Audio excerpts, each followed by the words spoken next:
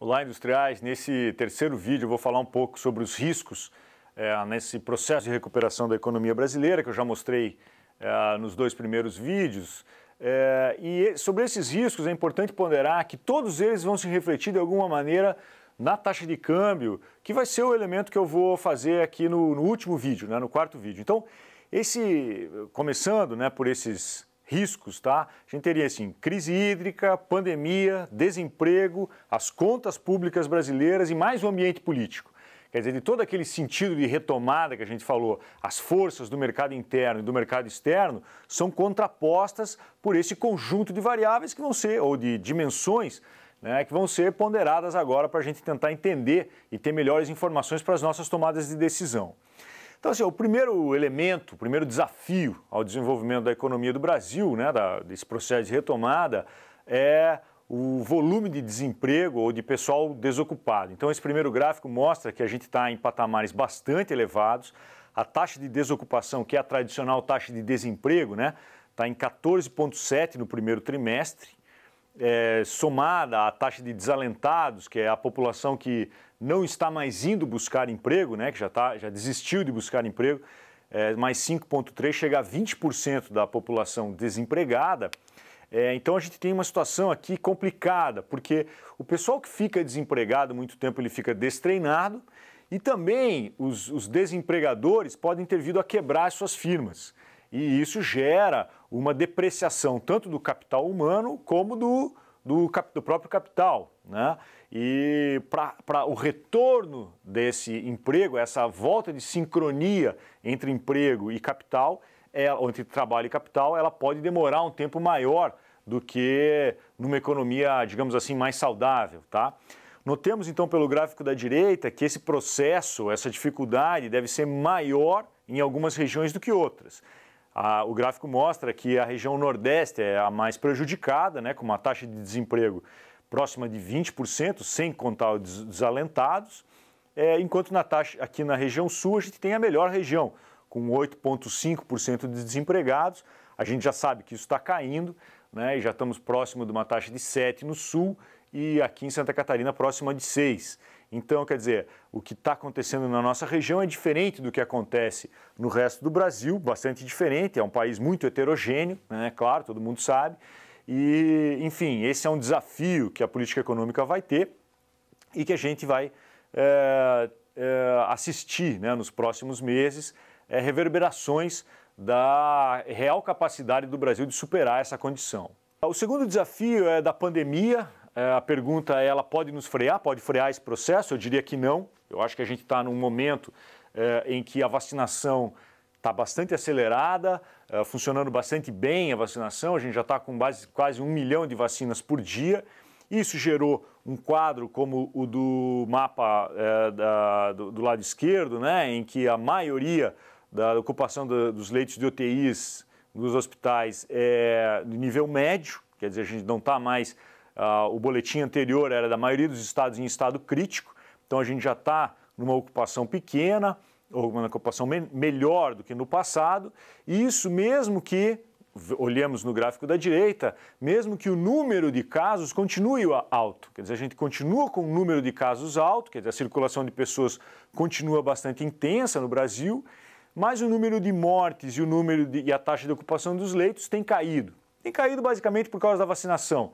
E mantendo-se esse processo de vacinação, a minha expectativa sobre esse fenômeno é de que a gente passou o pior e devemos ter agora para frente, então, uma melhora nesse quesito. Terceiro desafio, que é o da crise hídrica e inflação, aqui nós temos o que nos preocupar. Por quê? Porque desde que essa tabela mostra assim, as expectativas de inflação desde que foi anunciada a crise hídrica, o que ela veio à tona, e como é que se comportaram as expectativas de inflação do mercado. Tá? Então, nessa primeira linha do IPCA mostra, a gente tinha uma expectativa de inflação de 5,24 há 6 semanas atrás, antes, portanto, de ter a crise hídrica ter estourado. Há 3 semanas, depois de ter estourado 5,82, já aumentou 2 semanas 5,90 e agora, na semana passada, 5,97. Quer dizer, expectativas crescentes de inflação, divergentes entre os agentes, e para melhorar essa divergência, quer dizer, para provocar uma nova convergência, o Banco Central pode atuar elevando mais rápido o processo de crescimento da taxa de juros do que ele vinha fazendo. Tá? Então a gente pode ter, na próxima reunião do Copom, uma elevação da taxa de juros de 1 ponto percentual, caminhando para uma taxa de juros de 6,5% até 7% ao ano no final do ano. E isso, evidentemente, pode atrapalhar a retomada em atividades sensíveis à taxa de juros, como a construção civil, por exemplo. O quarto desafio que a gente tem aqui é o das contas públicas, né? O nosso primeiro resultado do primeiro quadrimestre foi bastante positivo. Isso se refletiu, é claro, numa expectativa dos investidores sobre a capacidade de pagamento brasileira, o que provocou uma entrada de capitais. Depois a gente vai comentar como isso se rebateu na taxa de câmbio.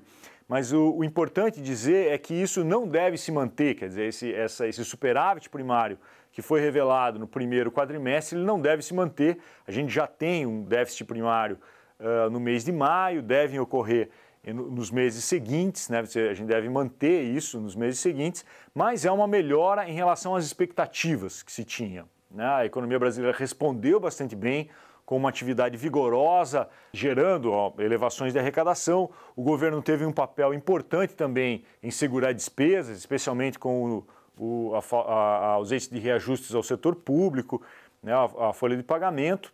Isso provocou uma melhora das contas.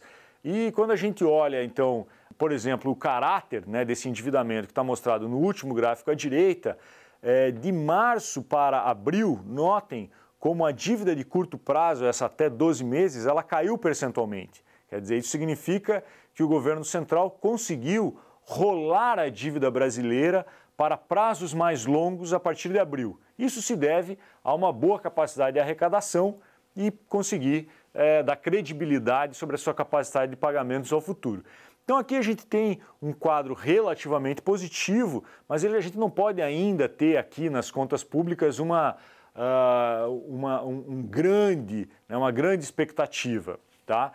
Basicamente porque elas não estão exatamente, não são excelentes contas públicas. A gente ainda tem grande vulnerabilidade, né? Uma dívida bruta de 86,75% do PIB, é uma dívida elevada, difícil de ser administrada, e isso vai depender muito das atitudes do governo para o próximo ano, especialmente, né, frente a um ano de eleição, sobre essa capacidade das contas públicas de se manterem equilibradas.